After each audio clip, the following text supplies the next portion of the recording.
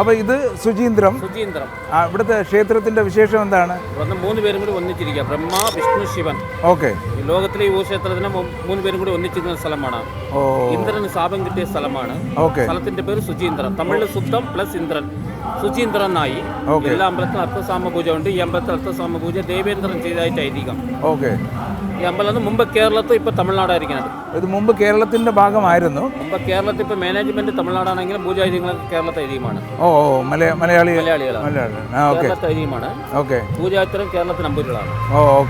ഇവിടെ തന്നെ ബ്രഹ്മാവിഷ്ണു ശിവനാണ് കേൾക്കുന്നത്. ഹനുമാൻ ക്ഷേത്രം തന്നെ കേൾക്കുന്നത്. 18 അടി പൊക്കം സീതാദേവിക്ക് കാണിച്ച വിശ്വരൂപ ഹനുമാൻ സ്വാമിയാണ്. എല്ലാ ഹനുമാൻ സ്വാമിക്ക് വാലൊന്ന് താഴോട്ടുണ്ട്. ഈ ഹനുമാൻ സ്വാമിക്ക് വാലൊന്ന് തലയിന്റെ മുകളിലുണ്ട്. ഭൂമിക്കടിയിൽ നിന്ന് കിട്ടിയ വിഗ്രഹമാണ്. ഈ ഹനുമാൻ സ്വാമി വന്ന പിന്നീടാണ് ഈ അമ്പലം ഫേമസ് ആയത്. അതും വന്നിട്ട് 1000 വർഷങ്ങൾക്ക് മുമ്പായി. സപ്തസ്വരങ്ങളുണ്ട്. 18 അടി സപ്തസ്വരങ്ങളുള്ള കൽമണ്ഡപമുണ്ട് അല്ലേ?